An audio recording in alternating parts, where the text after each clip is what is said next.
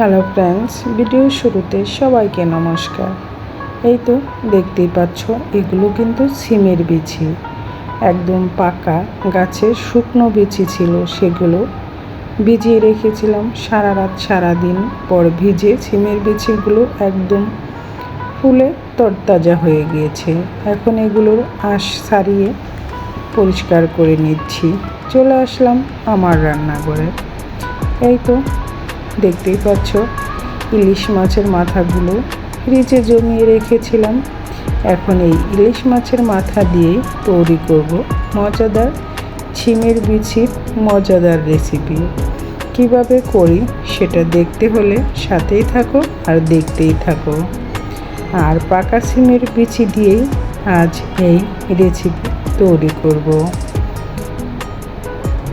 সিমের বিচিতে প্রচুর পরিমাণ প্রোটিন আছে, আর সিমের বিচি খাওয়া আমাদের স্বাস্থ্যের জন্য খুবই ভালো।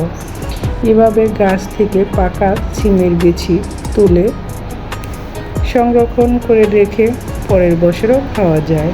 যেমন ভিজিয়ে রেখে একদম তাজা সিমের বিচির মতোই হয়ে যায়।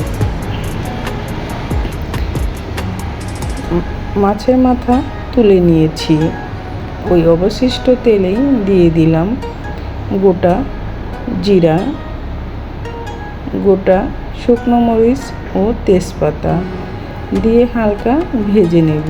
এটা যখন হালকা ভাজা হয়ে যাবে তখন এখানে দিয়ে দেব ছেঁচে রাখা আদা। আদাটা অবশ্যই দিতে হবে, কারণ আদাটা দিলে সিমের বিচির একটা গন্ধ আছে, সেই গন্ধটা আর পাওয়া যাবে না। তাই তো আদা দিয়ে আবার এগুলোকে হালকা ভেজে নিচ্ছি। তারপর এখানে দিয়ে দিব ছোটো করে কেটে নেওয়া আলুগুলো হালকা ভেজে নেব। আলুগুলো ভাজা হয়ে গেলে এখানে দিয়ে দিব কেটে রাখা পরিষ্কার করে রাখা সিমের বিচি। আলুগুলো কিন্তু ভাজা হয়ে গিয়েছে। এভাবে আলুগুলো আগে একটু ভেজে নিতে হবে, তাহলে তরকারির স্বাদটা একটু ভালোই পাওয়া যাবে। এখন দিয়ে দিচ্ছি, এই তো দেখতেই পাচ্ছ পরিষ্কার করে নিয়েছি সিমের বিচিগুলো, কতটা তরতাজা দেখা যাচ্ছে। এখন সবগুলো সিমের বিচি দিয়ে এগুলো একটু ভালো করে কষিয়ে নেব।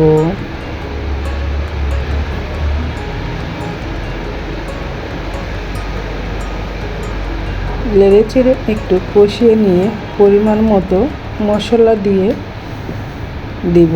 আর কী মশলা দিচ্ছি সেটা তোমরা দেখতেই থাকো। কাছে কিংবা দূরে যে যেখান থেকে এই মুহূর্তে আমার ভিডিওটি দেখতেছো, সবাইকে অনেক অনেক ধন্যবাদ। যারা ভিডিওটি দেখতে দেখতে একটা লাইক দিতে ভুলে গিয়েছো, প্লিজ একটা লাইক দিয়ে ভিডিওটা কন্টিনিউ করবে। আলু আর সিমের বিচি একসাথে নেড়ে চেড়ে একটু ভেজে নিচ্ছি।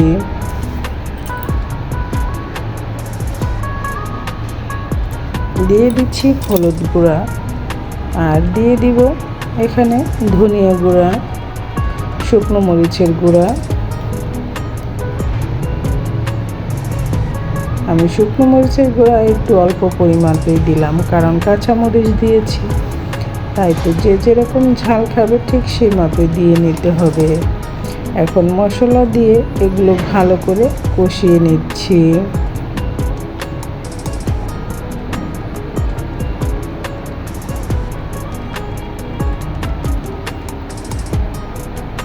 মশলার সাথে এভাবে ভালো করে কষিয়ে নিতে হবে। কষানো হয়ে গেলে এখানে দিয়ে দিব পরিমাণ মতো জল।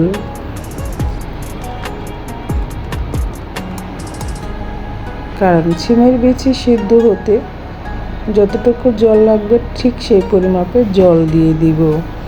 এখন দিয়ে দিলাম ভেজে রাখা ইলিশ মাছের মাথা দিয়ে আবার একসাথে ভালো করে একটু সময় কষিয়ে নেব।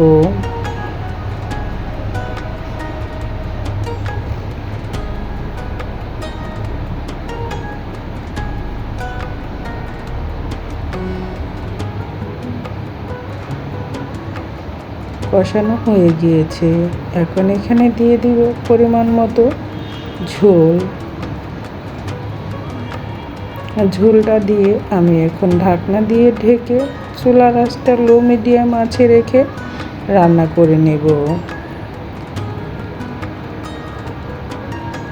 এই তো দেখতেই পাচ্ছ বন্ধুরা, আমি কিন্তু এখানে আর কোনো মশলা দিইনি, পুরো রান্না হয়ে গিয়েছে, চুলা থেকে নামিয়েও নিয়েছি। কেমন হলো ইলিশ মাছের মাথা দিয়ে শিম আলু বিছির মজাদার রেসিপি? ভালো লাগলে লাইক কমেন্ট শেয়ার করে আমার পাশে থাকবে। আর নতুন বন্ধু যারা আছো তারা আমার চ্যানেলটা সাবস্ক্রাইব করে আমার পরিবারে থেকে যাবে। আর এর সাথে রান্না করব মজাদার একটা ভর্তা। এখানে দেখতেই পাচ্ছ শুকনো মরিচ ভেজে নিয়েছি, কিছু কাঁচা মরিচ কুচি করে কেটে নিয়েছি কাঁচা, আর পেঁয়াজ আর কাঁচা মরিচ একসাথে কিছুটা ভেজে নিয়েছি। শুকনো মরিচের বোটাগুলো ফেলে নিচ্ছি, ফেলে এগুলো লবণ দিয়ে হাতের সাহায্যে চটকে ভেঙে নিব। এগুলো দিয়ে তৈরি করব আজ মজাদার একটি ভর্তা। ভর্তা আমরা অনেকে অনেকভাবে করে খেয়েছি, তবে এইভাবে ডালের ভর্তা একবার করে খেয়ে দেখো, খেতে কিন্তু দারুণ লাগে।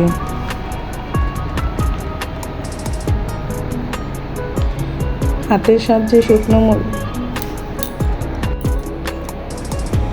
এই তো লবণ দিয়ে এগুলো চটকে ভালো করে ভেঙে নিচ্ছি। এগুলো ভাঙা হয়ে গেলে এবং ভেজে রাখা পেঁয়াজ কাঁচামরিচ এর সাথে মিশিয়ে নেব, সাথে কাঁচা মরিচের কুচিগুলো দিয়ে দিব, আর সাথে দিয়ে দিচ্ছি একটা সিদ্ধ ডিম। ডিমটাও এর সাথে ভালো করে ভেঙে নিচ্ছি। আর আমি অফ ক্যামেরায় মুসুরির ডাল সিদ্ধ করে নিয়েছি প্রেসার কুকারে, কারণ প্রেসার কুকারে সিদ্ধ করেছি অল্প সময়ের জন্য, তাড়াতাড়ি হয়ে যাবে। অল্প পরিমাণ জল দিয়ে আমি সিদ্ধ করে নিয়েছি, আর দিয়ে দিচ্ছি পরিমাণ মতো সর্ষের তেল।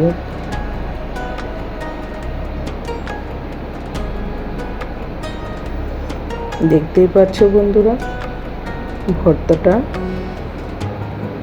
খেতে কেমন হবে, অবশ্যই ভালো হবে, অনেকটা সুস্বাদু হয়েছিল এই ভর্তা।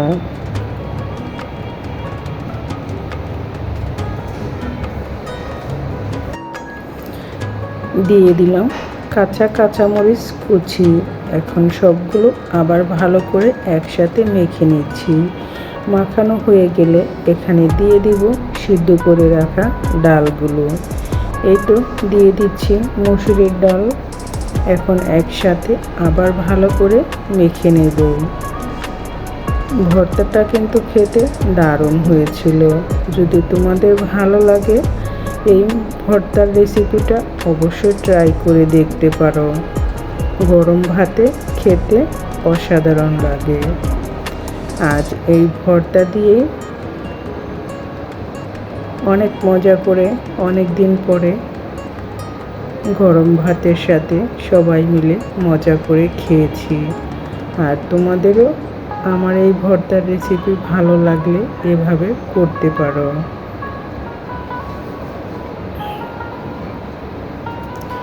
সবাই ভালো থেকো, সুস্থ থেকো। আবার দেখা হবে নতুন ভিডিও নতুন রেসিপিতে।